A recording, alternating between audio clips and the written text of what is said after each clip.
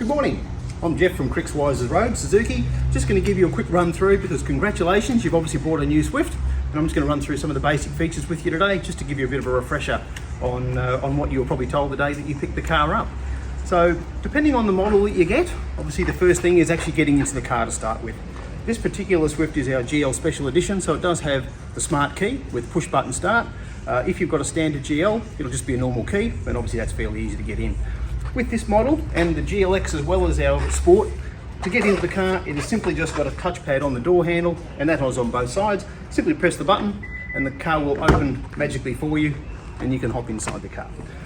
Once you get inside the car, you've got standard features on this particular one, which is your normal cruise control. You've got speed limiter as well. They do come standard with your Bluetooth. They've got Apple CarPlay and Android Auto. We'll run through that in a little minute and we'll show you how some of those features work. But some basic features before you go, I guess you'll need to make sure the car's got some petrol in it. To release the fuel lid on these cars, there's just a release lever on the floor. So if you just pop that there, the fuel lid is around the passenger side. Don't forget, on all Suzuki cars, there is a little symbol on the dash beside your fuel gauge that tells you what side the fuel lid's on, just in case you happen to forget. Simply refuel the car up there. You can use 91 octane fuel, you can use 95, you can use 98. Okay, so whichever fuel you prefer, we certainly recommend 95, it's better for the car. To get inside the boot, little button underneath, that's standard across the range. Inside there, you do have a removable parcel shelf. If you do want to remove that, if you have anything taller to put in, you can just simply lift that out of the way, release the strings, and you've got a lot of extra height should you need it. You can of course fold the seats down, little lever on the sides. If you do need to put anything larger in there, you can easily release the seats down. Inside, you also have your temporary spare tyre in case you're unlucky enough to get a flat. All your jack is underneath the tyre and all your necessary tools are just around the car. So again, hopefully you don't ever need to do that. I'll just pop inside now. We'll show you some features in here. Again, with this model, it does have the push button start. If you don't have this, you'll just have a standard key. To start it, simply foot on the brake, press the button, and away you go. These also do have the automatic headlights. Not all Swifts have the full automatic headlight system, but this one does. You can simply operate the automatic headlights by putting it into that position there, and high and low beam operates as per normal. With regards to cruise control, all Swifts have cruise control, and you've also got a speed limiting system. They are operating simply on the steering wheel here. On the left hand side, you can operate your radio, your volumes. If you are playing Spotify or anything like that, you can go up and down through your tracks using those buttons as well. There is another little info button on the steering wheel, which actually adjusts what you're looking at on your trip computer on the center console there. With regards to Bluetooth is very simple to connect on these. If you have this system here, you simply turn on your phone. Once you've started the car, go into your Bluetooth settings, it will automatically find the car and it will come up on your settings as a Suzuki Swift. Simply connect and away you go. If you are having any issues with connectivity, please make sure your phone is up to date. We find that is probably the biggest problem if you aren't able to connect. So just make sure your phone's connected and your Bluetooth will work fine. Okay. So with this model, it does come with the automatic climate control air conditioning.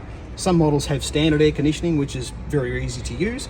If you are using your climate control air, if you haven't used that before, it's quite simple. You just have a temperature display which appears on the center here. You can adjust that temperature using the dial on the right hand side. Most people like it around 22 to 24 degrees, but everyone's individual. Once you've selected the temperature that you like, simply press auto and it will maintain your fan speed, your air direction automatically for you.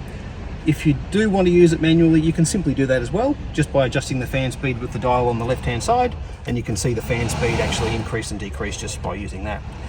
These also have a wonderful automatic demisting feature, so if you do happen to have your windscreen fogging up for you, which is pretty rare here on the Sunshine Coast, but you never know, if it does happen to do that, you simply have a one press button here, which is your front demister. If you press that, it will automatically bring on your air conditioner, turn the air up into the windscreen, bring the fan speed up. Within 15 or 20 seconds, your windscreen will be demisted. You simply then press the button again to turn it off, and your air conditioning settings will go back to the way that you had it. So very, very simple should you ever need to do that. You also have a rear demister button there as well, which if you do happen to have the rear fogging up, you can just press that one and that will activate the rear demister for you. When you come to connect up your phone with your cable, the USB connection is just under here. So nice and simple to connect to there. And you also have a very handy, just a 12 volt power supply as well. So if you do have any additional items you need to charge, you can use that down there for you as well. Your wipers on the left hand side, I didn't go through that before. Your wipers are very basic, and you will have just normal 3 speeds for the front, including your intermittent, and you've also got a wiper for the back, as well as a washer feature as well. I might just pop the bonnet. We'll show you underneath the bonnet to show you some things you may need to check. Opening the bonnet is very simple, of course. Just raise the button. Under here, you got your coolant there. You probably won't need to touch that at all. Battery is low maintenance, so you won't need to do much under there.